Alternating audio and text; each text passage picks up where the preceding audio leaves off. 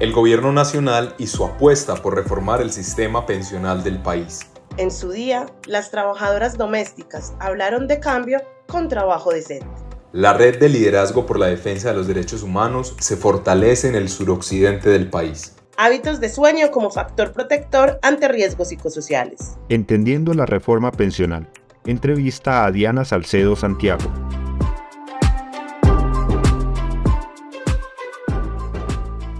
Yo soy Ferney Darío Jaramillo. Yo soy Mayra Alejandra Restrepo. Y yo soy Juan Pablo González. Somos el equipo de comunicaciones de la Escuela Nacional Sindical y junto a la emisora virtual de Adida y al sistema informativo de Sintra Unicol producimos este programa que se llama AIL Radio. Este es un programa informativo de la Escuela Nacional Sindical y de su agencia de información laboral. Este podcast estará disponible en la emisora virtual de Adida, en el sistema informativo de Sintra Unicol y en la página web de la agencia de información laboral, que es ail.ens.org.co.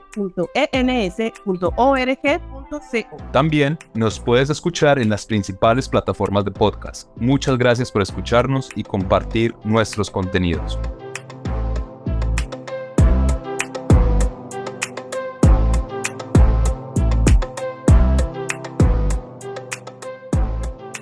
Hoy es 15 de abril del año 2023. En esta edición hablamos de la reforma pensional que radicó el gobierno nacional, de las trabajadoras domésticas y la conmemoración de su día. También conversamos sobre la red de derechos humanos y de los hábitos de sueño como factor protector ante riesgos psicosociales. Bienvenidas y bienvenidos. La Agencia de Información Laboral de la Escuela Nacional Sindical presenta AIL Radio. AIL Radio. Todo lo que pasa en el mundo del trabajo, el sindicalismo, la defensa de los derechos humanos y la democracia, lo escuchas aquí en AIL Radio. AIL Radio.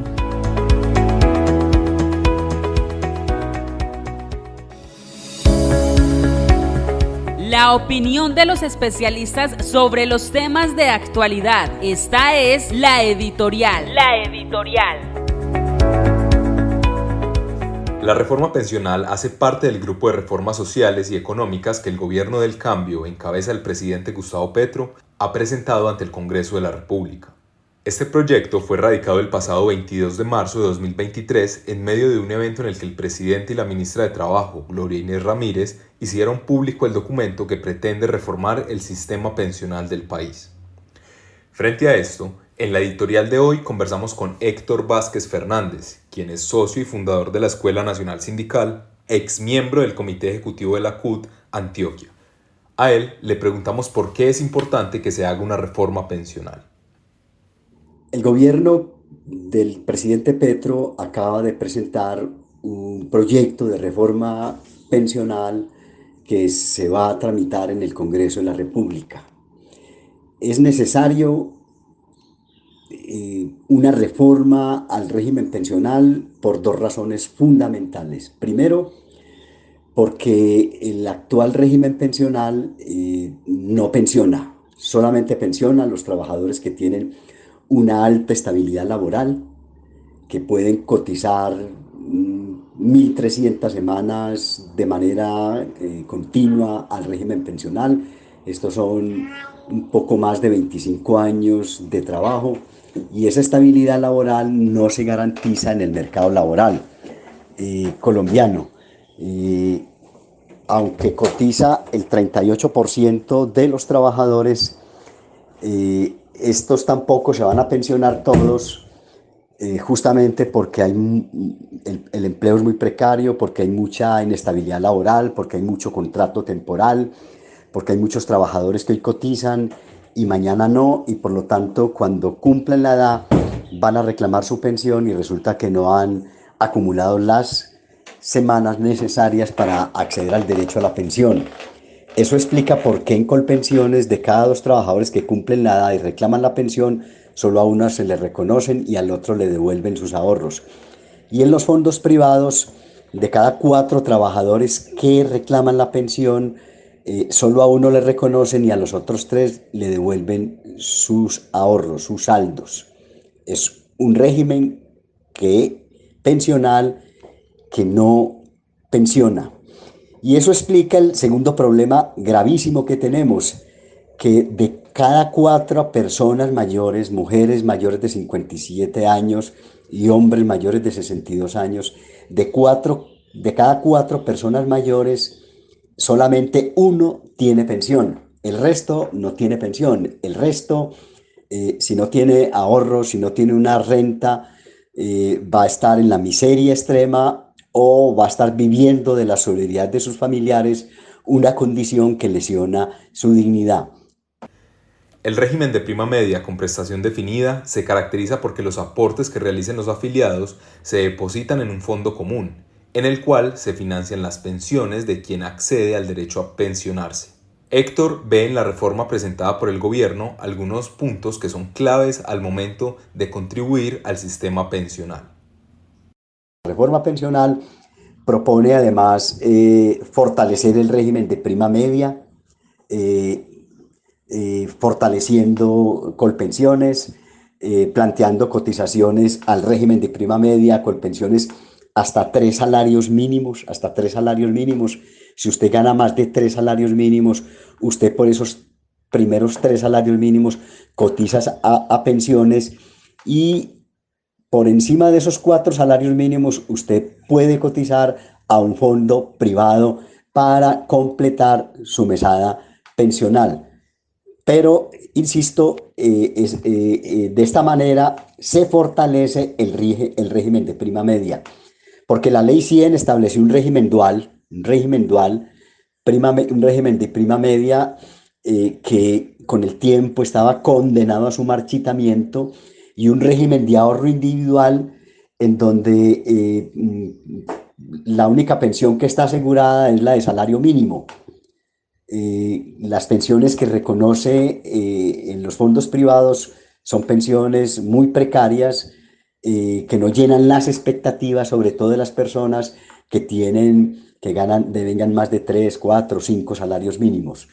Y es un régimen que además le reporta enormes beneficios a los banqueros, que son los dueños de los 4 fondos privados. La propuesta del régimen pensional del gobierno Petro también propone fortalecer el régimen semicontributivo que hasta ahora hoy ha venido funcionando a través del sistema BEPS, de los beneficios económicos periódicos, que reconoce prestaciones muy precarias, muy precarias. En este momento se están reconociendo mensualidades entre 50.000 y 100.000 pesos mensuales nada más. Con esto se va a garantizar que todo el que no pueda cotizar de manera permanente, o que cotizó y no alcanzó el número de semanas suficientes para pensionarse, pueda recibir un ingreso a través de este pilar semicontributivo, que se va a financiar con cotizaciones y con presupuesto de la nación, y que va a garantizar de todas maneras una renta vitalicia. Dentro de las propuestas más importantes de esta reforma están respetar las condiciones actuales de las personas que están afiliadas al sistema de pensiones. Esto significa que en caso de ser aprobada la reforma habrá un periodo de transición mientras se aplica la nueva ley. De otro lado, se habla del pilar semicontributivo y de la pensión familiar. Héctor nos hará algunas precisiones al respecto.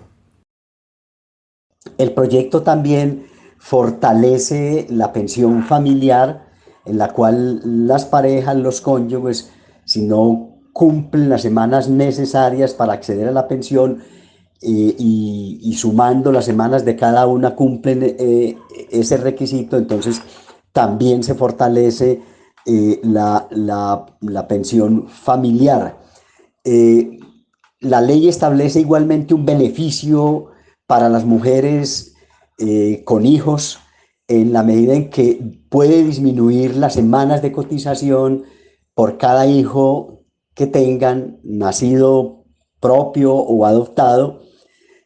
Pueden descontar hasta 50 semanas por cada hijo, máximo 3 hijos, y pueden bajar el requisito de las semanas de cotización hasta 1.150. Esto es muy importante porque reconoce y valora la economía del cuidado que realizan las mujeres y que muchas veces les impide cotizar el número de semanas suficientes para acceder al derecho a la pensión. El Fondo de Solidaridad Pensional es una cuenta de la Nación destinada a subsidiar las cotizaciones para pensiones de los grupos de población que, por sus características y condiciones socioeconómicas, no tienen acceso a los sistemas de seguridad social.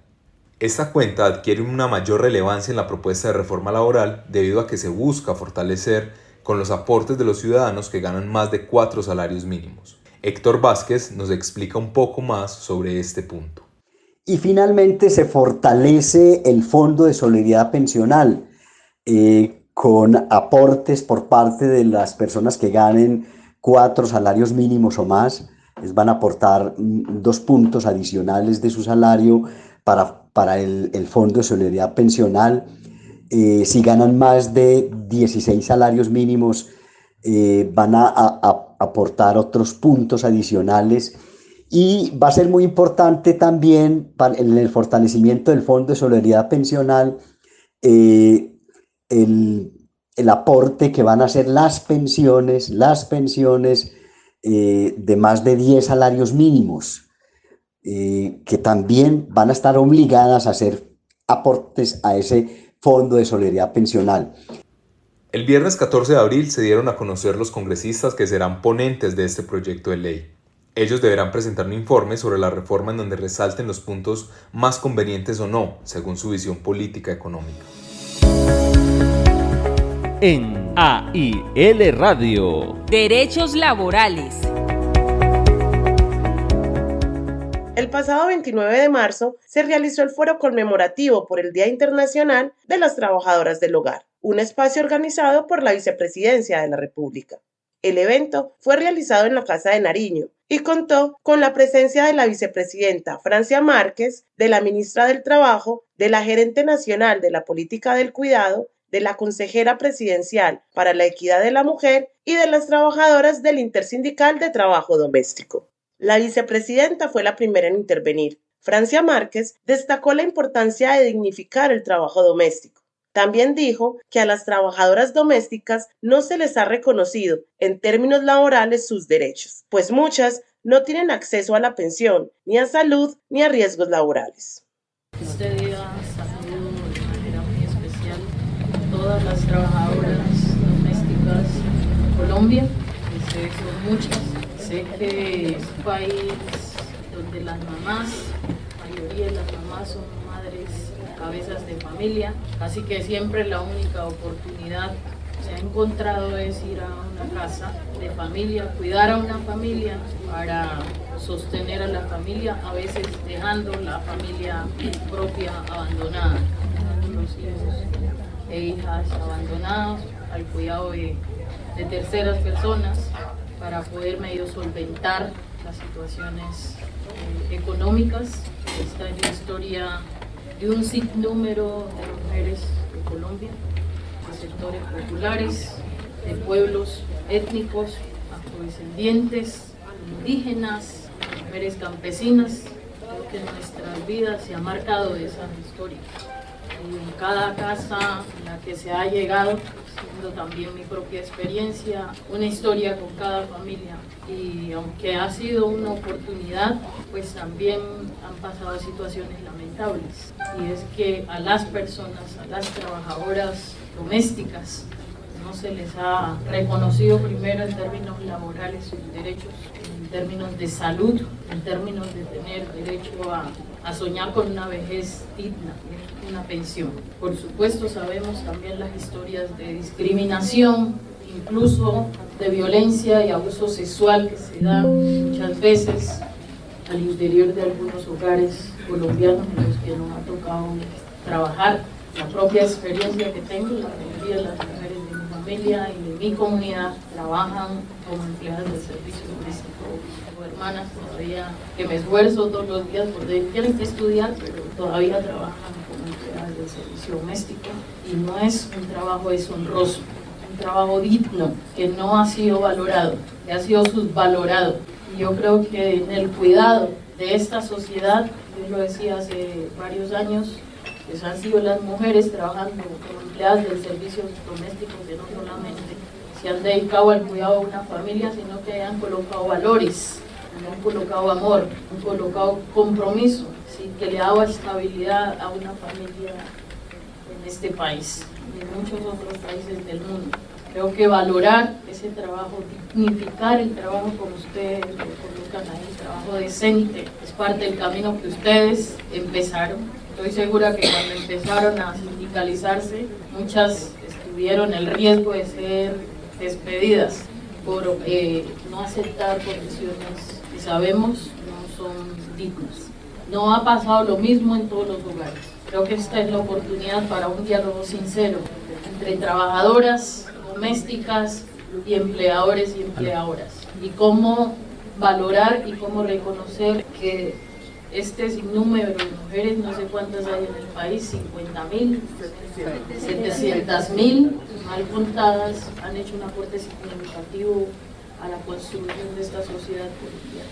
Conociendo esa historia, entonces, lo que hemos propuesto, hemos estado trabajando con la ministra de Trabajo, está haciendo el esfuerzo, ahora acaba de presentar la reforma laboral para la formalización de todas las personas, sobre todo trabajadoras domésticas, que tengan sus derechos laborales. Y bueno, esto para muchos puede significar, no, pues mejor me quedo sin trabajadora doméstica, ¿no? Porque cuesta reconocer que así como contribuimos al cuidado de una persona, pues esa persona que cuida también tiene que ser cuidada y también tiene que ser dignificada, y la familia de esas personas también tiene que vivir en dignidad.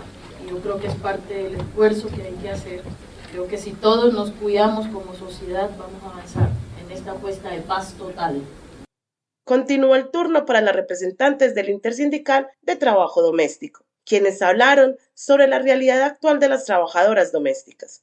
Ana Salamanca, representante del Intersindical, habló sobre la informalidad en el sector, de las dificultades en la contratación, la discriminación y la falta de legislación por los derechos de las trabajadoras domésticas y el reconocimiento de ellas como trabajadoras.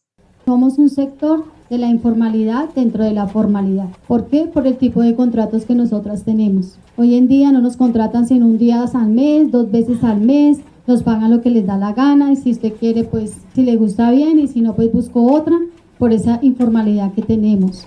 Discriminación, claro, uno entra a esos hogares y lo mismo, te dan una cantidad de trabajo para hacer en un día, no hay todavía esa formalización, no hay todavía como esa seguridad que tenemos dentro de los hogares. Igual, ni siquiera el empleador sabe que dentro de su casa tiene una empleada, tiene una trabajadora, porque desconocen las leyes que existen hoy en día a favor de nosotras. No hay tampoco leyes que verdaderamente nos amparen a nosotras. Por eso también nos da mucho susto ir a demandar, porque o cojo mis 50.000 o 70.000 pesos que me dan, o no tengo que llevar a mi casa.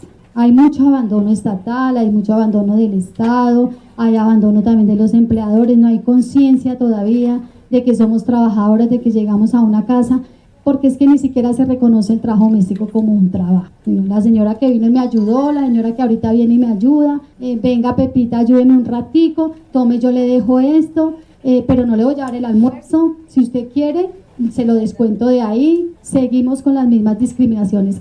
Claribeth Palacios, también representante del Intersindical de Trabajo Doméstico, habló del marco normativo actual y cómo estas garantías solo están en el papel, porque hay una resistencia a reconocer los derechos de las trabajadoras y trabajadores domésticos. Invitó a descargar Aliadas, la aplicación para trabajadoras domésticas. La ruta de acceso a la justicia es lenta. Nosotras hemos construido una aplicación que se llama Aliadas, por cierto. Aliadas no solamente le sirve a la trabajadora doméstica, sino al empleador que quiere hacer las cosas bien. Aliadas, ahí la encuentran facilita. Aliadas, tu abogada gratis. Normativamente uno podría decir que el sector de trabajo doméstico está equiparado. Tenemos un convenio que es un instrumento vinculante, un convenio macro, porque si uno lee el 189, es el super convenio y que ya tiene adopción 9 años. Tenemos la 1595 para poder implementar el convenio. Tenemos la ley 1788, que es la ley de prima. Tenemos ley para el acceso a la seguridad social. Tenemos en el papel todas las garantías de derechos para los trabajadores y trabajadoras en Colombia. A mí me apena mucho cuando escucho datos, por ejemplo, de 10 años, porque tengo 10 años de estar luchando en Ultratec con otras compañeras. Luego nos unimos con la Intersindical de Trabajo Doméstico y escuchamos todo el tiempo que del sector de trabajo doméstico solo el 17% tiene acceso a la seguridad social. 2013 con la información, 2014, etcétera, etcétera. 2023 y no ha cambiado el indicador. Igualito. Que la ley de prima se aprobó el 8 de junio de 2016. Ya estamos a 7 años, vamos a estar de aniversario y no ha superado 28 puntos porcentuales en el pago. Significa entonces que el problema del sector de trabajo doméstico no es la norma, no es la falta de normatividad, es la resistencia que hay a reconocer derechos en un país que es muy desigual, en un país que la gente quiere darse estatus de adinerado, porque también he hecho el ejercicio, muchas personas adineradas pagan bien, pero habemos otros de clase 3, 2, 1, que eso es una cosa que el Sistema Nacional de Cuidado debe también adentrarse en ella. Quieren tener categorías de adinerados y tener servicio doméstico y no tienen con qué pagarlo. Y ahí hay una cantidad de profesionales explotando trabajadoras domésticas.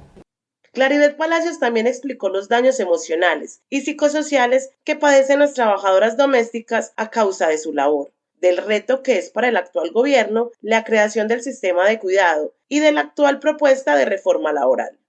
Y en el sector de trabajo doméstico hay un asunto que es muy fuerte y son los daños emocionales.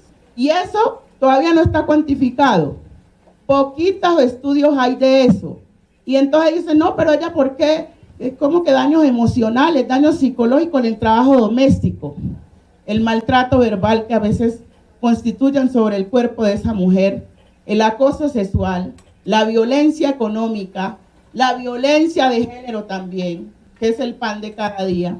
Y uno ve mujeres trabajadoras domésticas que uno las conoció que eran muy activas, que eran muy espontáneas y ahora ya ni quieren hablar, porque se invisibilizan tanto en el escenario laboral, que ahí es importante también que este gobierno le empuje al 190.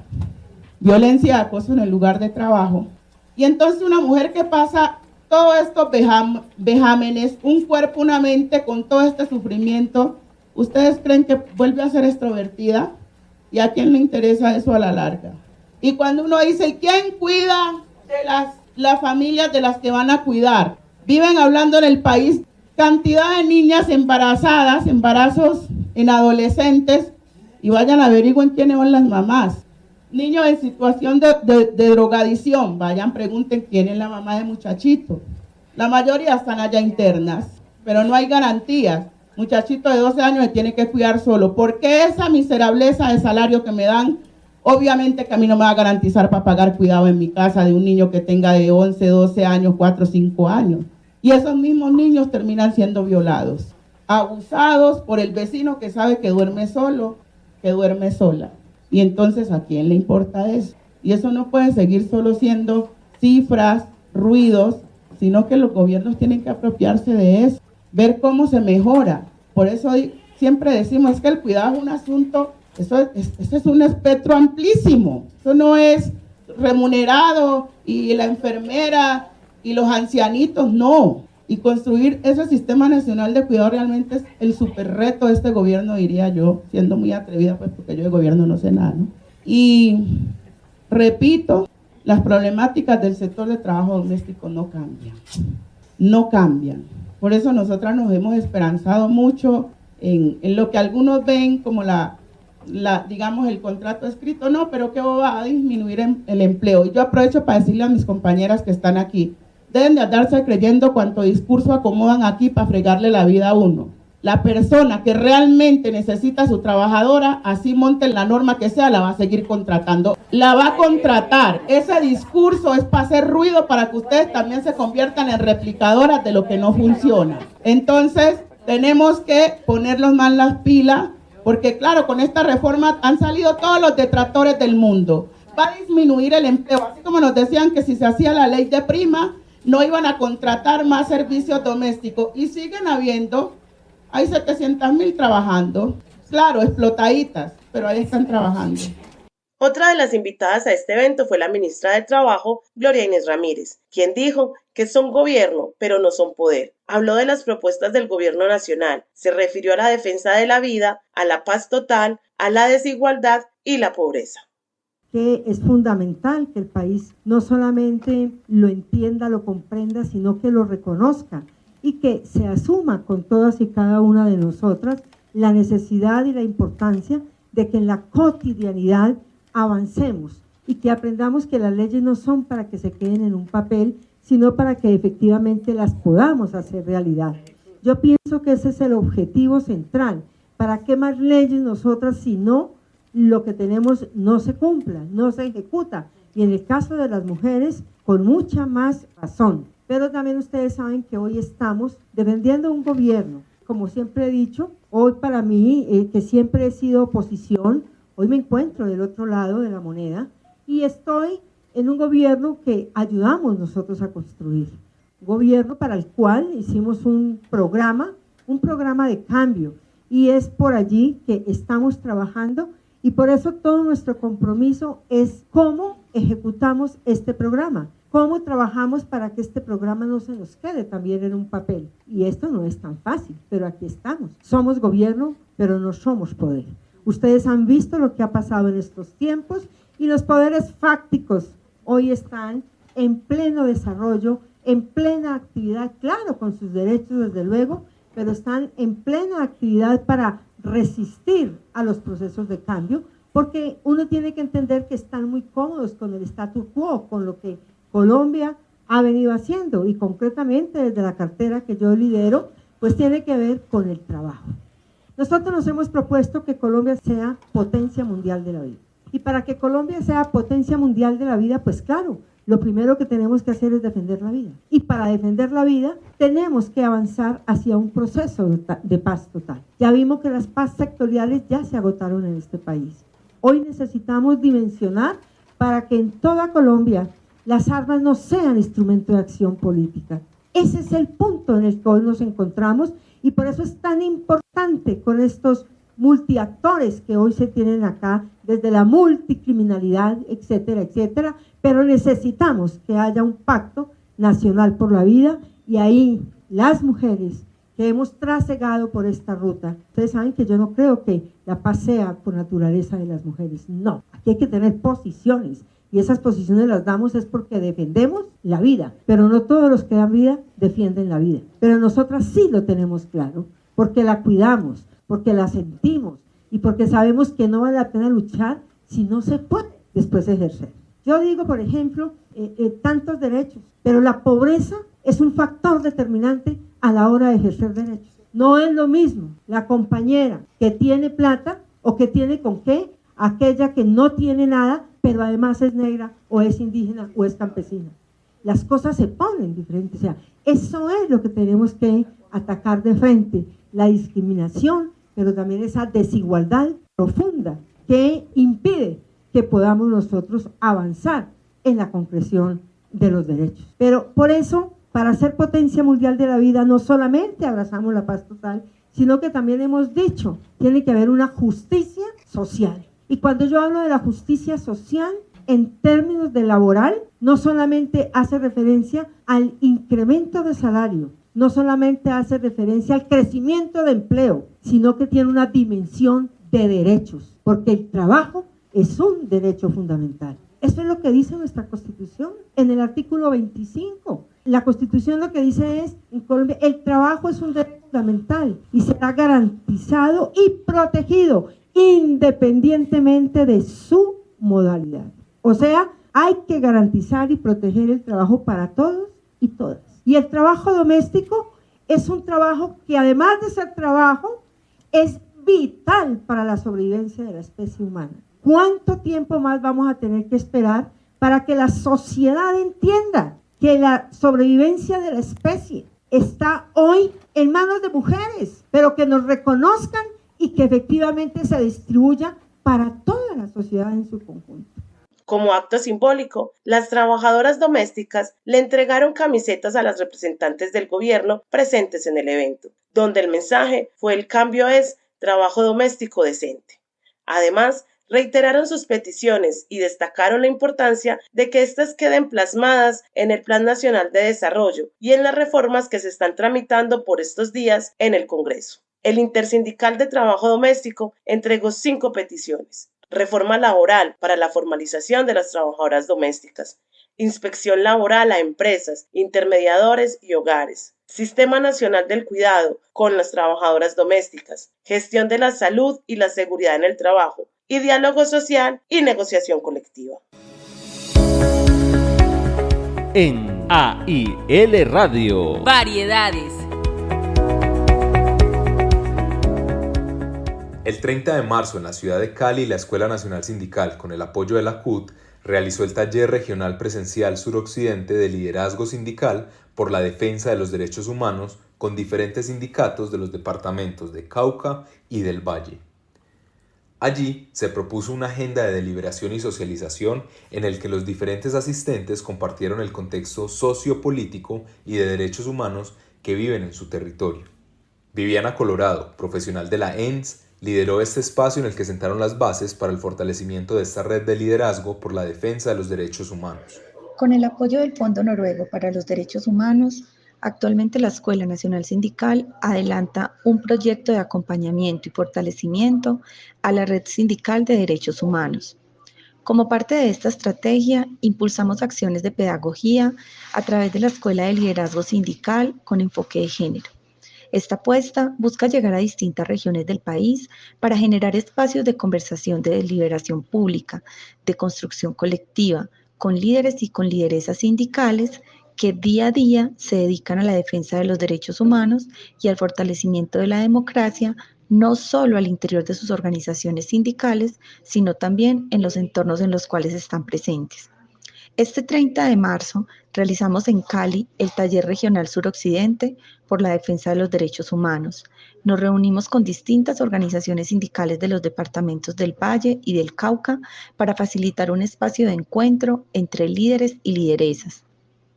Este espacio contribuyó al fortalecimiento de capacidades y liderazgos para el impulso de agendas por la defensa de los derechos humanos, la libertad sindical y la paz. De manera particular, propusimos una metodología participativa de diálogo de saberes, de pedagogías críticas, enfocadas en brindar herramientas conceptuales y metodológicas. Promovimos el diálogo e intercambio de experiencias como insumos para la elaboración y la puesta en marcha de agendas y de planes de trabajo por la defensa de los derechos humanos. Trabajamos en el marco del taller 4 puntos.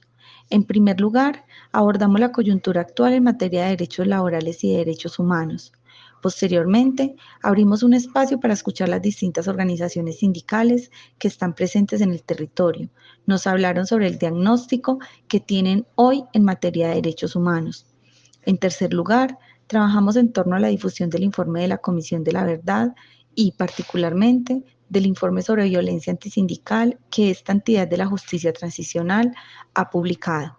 Verdades inaplazables, violencia antisindical en el marco del conflicto armado interno. Promovimos una lectura crítica y reflexiva en torno a este informe que nos permitió conectar las luchas históricas que el movimiento sindical ha venido dando por los derechos de las víctimas a la verdad, la justicia, la reparación y las garantías de no repetición. Finalmente, abordamos la campaña El Sindicalismo Cuenta como una estrategia pedagógica, como una estrategia comunicativa por la defensa de los derechos humanos. Promovimos esta campaña que busca trabajar en torno a la no estigmatización del movimiento sindical, para que muchos líderes y lideresas sindicales se sumen a ser reeditores y reeditoras de esta iniciativa que busca promover una comunicación a múltiples voces desde los diferentes territorios y organizaciones sindicales. A través de este encuentro, le apostamos a la consolidación de esta red sindical de derechos humanos, la cual tiene una larga trayectoria en el país.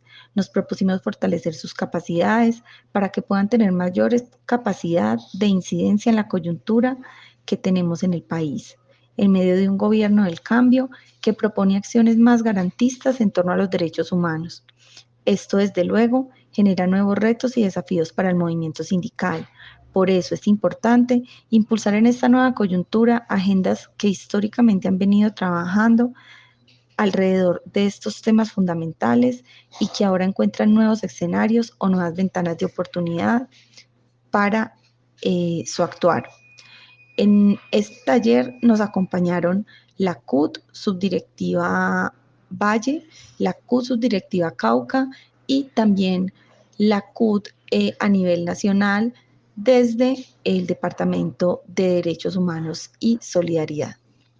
En medio del evento, Omar Romero Díaz, director nacional del Departamento de Derechos Humanos de la CUT, anunció que la Unidad para las Víctimas expidió una resolución mediante la cual reconoce la existencia de los daños colectivos contra miembros de la CUT, CTC, CGT y FECODE, y los incluye en el Registro Único de Víctimas. Esto fue lo que nos dijo sobre este importante hecho. Para el movimiento sindical y especialmente para las centrales obreras, caso la CUT, este reconocimiento que nos ha hecho el gobierno es producto indudablemente de un trabajo de investigación que hemos venido realizando durante muchos años. Primero hay que agradecerle de verdad por la voluntad política del gobierno del cambio del señor presidente Gustavo Petro y de su compromiso, la ministra de Trabajo Gloria Inés Ramírez, que hoy hemos avanzado en la Mesa Nacional de Reparación Colectiva, en reconocer como sujeto al movimiento sindical de los daños que ha causado el Estado. Eso es algo fundamental para mirar cómo el gobierno del cambio reconoce esto.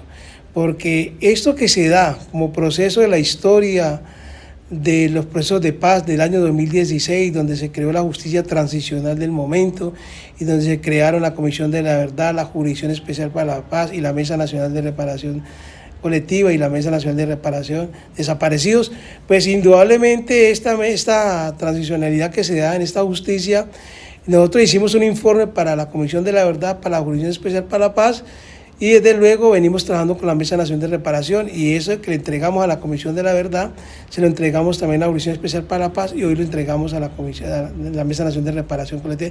Y por eso esa historia de ese proceso de paz que se hizo, materializó en el año 2023, porque no se pudo materializar antes, porque no hubo voluntad política de los gobiernos pasados, el caso del señor Duque en su momento, que se hizo la instalación en el año 2018, que pasaron más o menos 4 años y no pasó absolutamente nada porque no hubo compromiso político por parte de ese gobierno. Y este gobierno en 8 meses, ha logrado lo que no logró ese gobierno en 4 años, que se instalara la Mesa Nacional de Reparación Colectiva y que se reconociera como sujeto del daño causado al movimiento sindical, especialmente pues a las centrales obreras y al FECODE como tal. Hoy es un reto grande, sabemos que eso llena de regocijo al movimiento sindical, pero ¿qué es lo que viene ahora? ¿Qué es lo que tenemos que hacer nosotros con ese reconocimiento? ¿Qué es lo más importante? Pues indudablemente hay que buscar diagnosticar los daños que nos causaron durante todo este proceso de violencia que se presentó en nuestro país. Nosotros a esa violencia le llamamos genocidio sindical en el informe que entregamos a la Comisión de la Verdad y la Justicia Especial para la Paz. Y esa violencia, hemos venido diagnosticando los daños del año 2012, y hemos venido construyendo una serie de propuestas que se las vamos a presentar en la mesa del diagnóstico y la reparación colectiva al gobierno.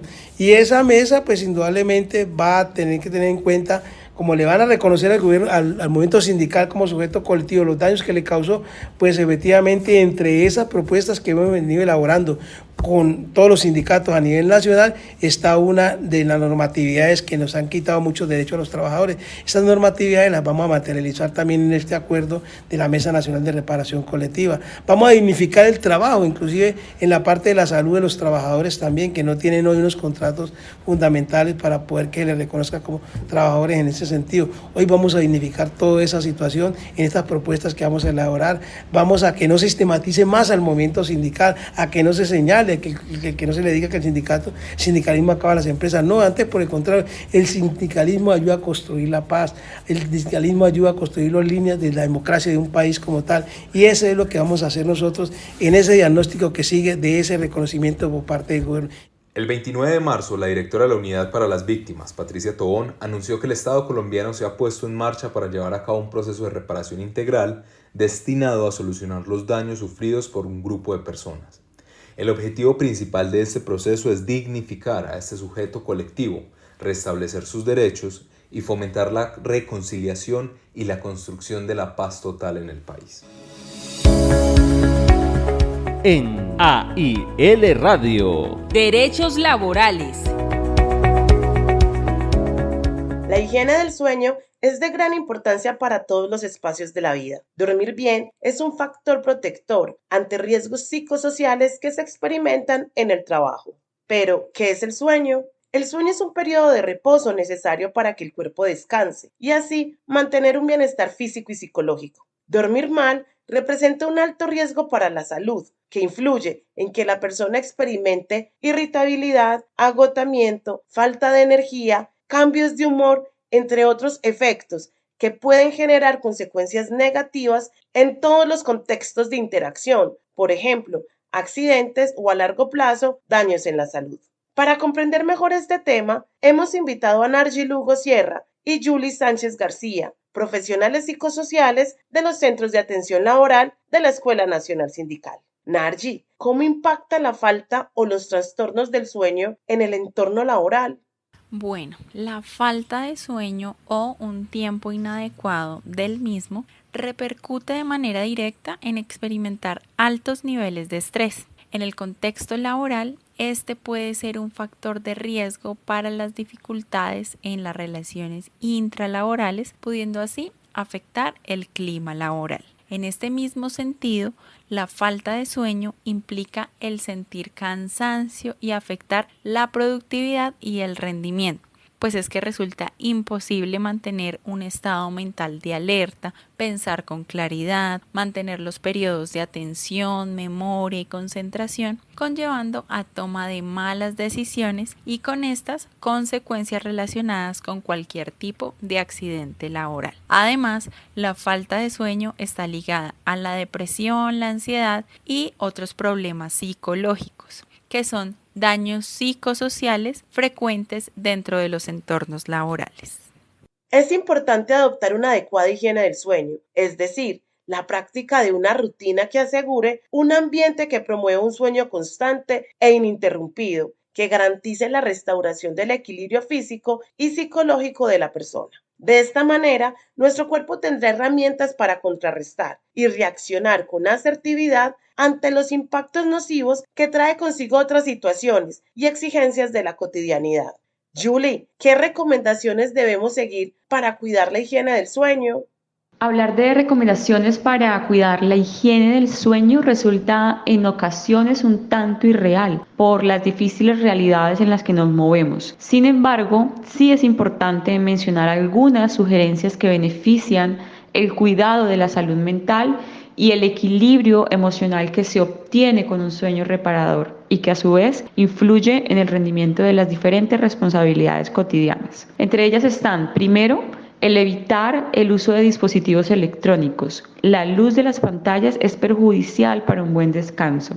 Segundo, intentar gestionar las cargas emocionales antes de acostarse, procurando, por ejemplo, no pensar en lo negativo que sucedió en el día, sino por el contrario, enfocar el pensamiento en algo positivo que quizá nos haya hecho también sonreír. Tercero, es importante acostarse y levantarse a la misma hora todos los días. Esta rutina le permite a nuestro cuerpo que le sea más fácil poner en marcha los diferentes procesos internos necesarios para el descanso.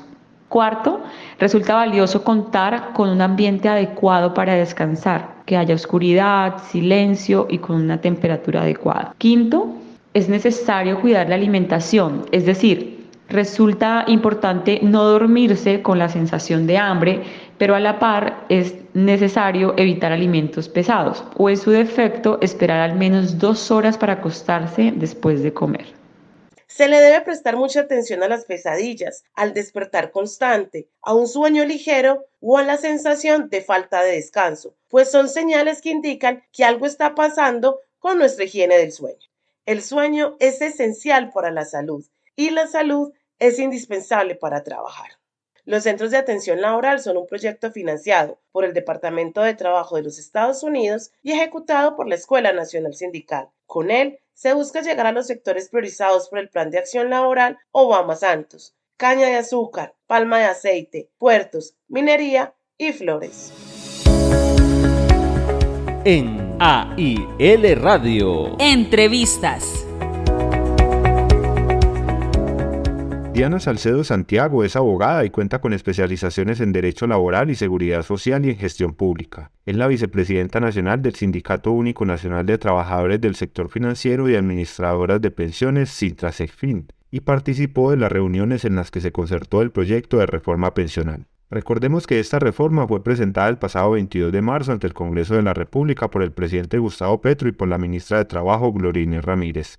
El proyecto tiene 150 páginas y en él está plasmado las bases y el articulado propuesto por el gobierno para la reforma pensional. Días antes de su presentación, la ministra del Trabajo había informado que la mayoría de los artículos había sido concertada con los empresarios y los trabajadores. Comencemos con las preguntas para la dirigente sindical. Diana, ¿qué significa esta reforma pensional? Tenemos que tener en cuenta todos los colombianos que esta reforma pensional es una deuda que tiene efectivamente el gobierno nacional con todos los trabajadores, con todos los ciudadanos. Está pensada en este gobierno del cambio efectivamente para poder reivindicar los derechos de los trabajadores y que efectivamente tengamos un sistema de seguridad social que contribuya a la necesidad de la protección de vejez de todos los ciudadanos. Es supremamente importante el cambio que estamos teniendo en la actualidad, las conversaciones en las que se ha llevado y se ha construido esta reforma por los actores, gobierno nacional, empresarios y centrales obreras, en aras de la reivindicación de los derechos de todos los ciudadanos en Colombia. Algunos han dicho que esta reforma expropia las pensiones.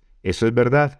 Esa es la gran noticia que tienen todos los medios económicos y es que efectivamente esta reforma pensional no expropia ningún sistema de ahorro de los trabajadores. Hay que tener en cuenta que los sistemas pensionales, como están construidos en el mundo, necesitan garantizar derechos fundamentales al derecho a una pensión, al derecho a tener un mínimo vital. No se expropian los recursos porque el gobierno nacional lo que requiere con esta reforma es generarle mayor sostenibilidad al sistema y cobertura. Grandes problemáticas del sistema actual del sistema de pensiones en Colombia que se arraigó a través de los efectos de la implementación de la Ley 100 de 1993. Esta reforma pensional crea un sistema de pilares donde efectivamente le va a permitir a todos los ciudadanos ampliar la cobertura y todos tengan acceso a una protección de vejez bajo una modalidad de este mecanismo de protección de seguridad social. Los sistemas de pensiones son sistemas que están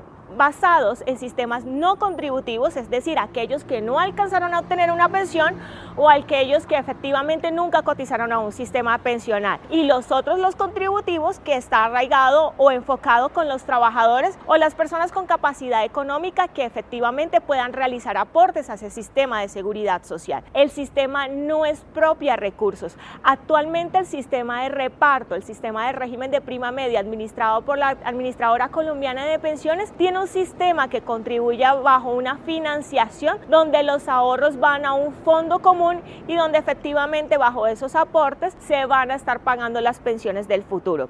Los sistemas de ahorro individual construidos e implementados en Colombia a partir de la Ley 100 de 1993 son esos sistemas de ahorro individual donde el trabajador con su propio esfuerzo estaba ahorrando en una cuenta individual para aportar al sistema de seguridad social. En esta nueva reforma trata de complementar estos dos sistemas, tanto el sistema de reparto como el sistema de ahorro individual, en aras de que los trabajadores puedan tener la garantía de una pensión y que el sistema tenga sostenibilidad financiera. Diana, por favor explíquenos el sistema de pilares que está proponiendo la reforma pensional. Los sistemas de pilares son un mecanismo que se implementa dentro de los sistemas de seguridad social en pensiones, donde le permite generar varios módulos, digámoslo de alguna forma, pilares como tal, que contribuya o que efectivamente pueda abarcar a toda la población. ¿Cómo está construido este sistema de pilares en Colombia? Un sistema solidario donde van a entrar efectivamente todos aquellos colombianos que no lograron cotizar a un sistema de seguridad social en pensiones. En este sistema solidario se van a entregar unos subsidios de los cuales hemos llamado renta básica solidaria, en aras de que ese ciudadano no reciba 40.000 pesos, 120.000 pesos del Fondo de Solidaridad Pensional que reciben actualmente, sino que al menos tengan subsidios que superen línea de pobreza.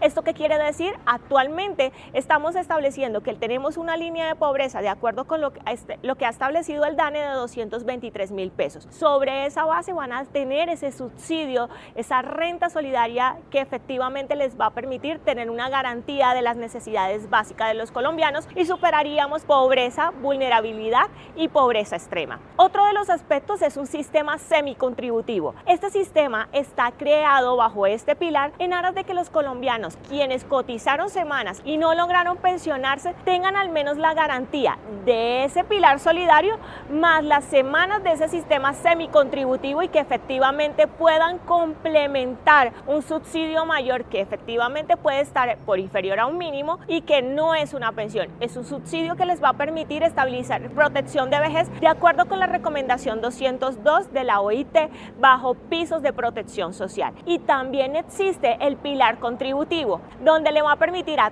todos los colombianos que cotizan en el sistema de seguridad social en pensiones hasta 3 salarios mínimos legales mensuales vigentes estar dentro de la garantía de este sistema de reparto. ¿Vamos a ingresar todos los colombianos? Sí, los 18 millones actuales de afiliados al sistema de ahorro individual más los 7 millones de colombianos que existimos en el régimen de reparto de Colpensiones. Todos nos vamos a complementar en este sistema contributivo hasta 3 salarios mínimos legales mensuales vigentes, lo que le permitirá a todos efectivamente aportar a un sistema de reparto. La garantía viene sobre el sistema del pilar de ahorro. Este pilar de ahorro le permite a los colombianos que ganan más de 3 salarios mínimos legales mensuales vigentes tener del excedente de ese salario de los aportes que contribuyen en el sistema de seguridad social, los aportes a una cuenta de ahorro donde va a haber inversión, donde va a haber los mismos mecanismos del sistema de ahorro individual, pero que le va a permitir al sistema tener mayor sostenibilidad financiera y que efectivamente este ahorro contribuya al colombiano para que pueda darle mayor garantía y sostenibilidad a esa cuenta individual a fin de obtener una pensión. Tenemos un último pilar, que este pilar es el pilar de ahorro individual.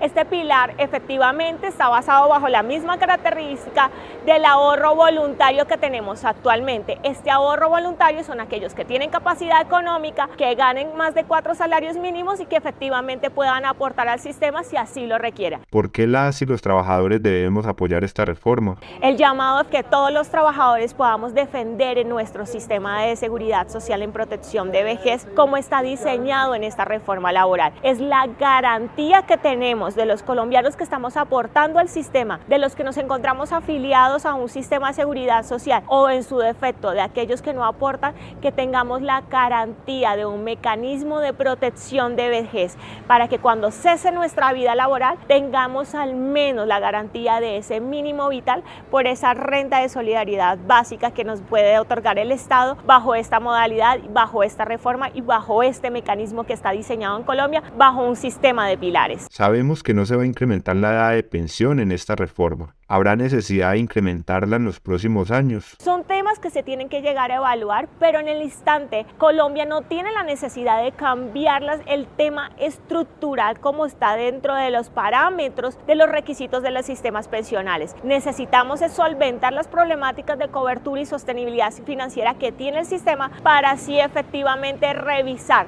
hasta qué punto está diseñado y programado este sistema de pilares. Las evaluaciones que hizo la Universidad Nacional a nivel técnico tienen unas proyecciones para el año alrededor del 2050, donde efectivamente podemos tener un sistema sólido que tenga la universalidad de la cobertura de los derechos del sistema de seguridad social en pensiones y que pueda tener esa estabilidad para todos los colombianos. La informalidad en Colombia es muy alta. ¿Cómo piensa esta reforma en las personas que nunca cotizaron o que cotizaron pero no les alcanzó para pensionarse?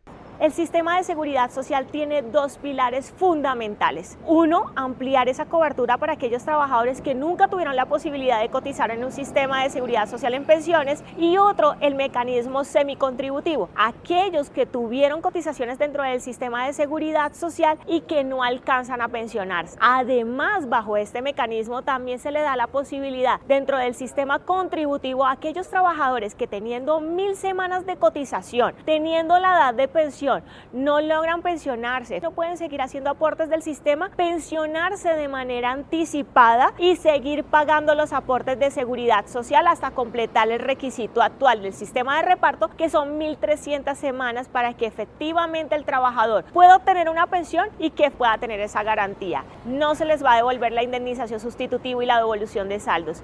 La garantía es que vamos a tener varios pilares donde tengan una cobertura, de donde al trabajador o a la trabajadora o al ciudadano que nunca pudo cotizar al sistema, cubiertas sus necesidades básicas bajo los mecanismos de pisos de protección social establecidos por la OIT y que se implementen en Colombia de manera adecuada. ¿Cómo es el régimen de transición establecido en este proyecto de reforma? El régimen de transición que está establecido en este momento en el proyecto de ley 292 del 2023 es una transición establecida por número de semanas. Aquellos trabajadores que tengan 1000 semanas cotizadas al sistema de reparto o que tengan 1000 semanas en el sistema de ahorro individual, por principio de favorabilidad establecido en la Constitución, van a tener la posibilidad de mantener las mismas garantías, los mismos derechos de la liquidación y de los requisitos para acceder a su pensión, independientemente de la edad. Esto le da la posibilidad de mantener los derechos adquiridos a aquellos trabajadores que llevan más de 20 años cotizando al sistema actual del sistema de seguridad social. En los siguientes programas seguiremos conversando sobre las reformas, tanto la laboral como la pensional, pues creemos que ambas nos afectan directamente a todas y todos los trabajadores de Colombia. Este programa es producido por la Escuela Nacional Sindical con el apoyo de la Asociación de Institutores de Antioquia, ADIDA. Escúchelo por ADIDA Radio o por su plataforma digital preferida.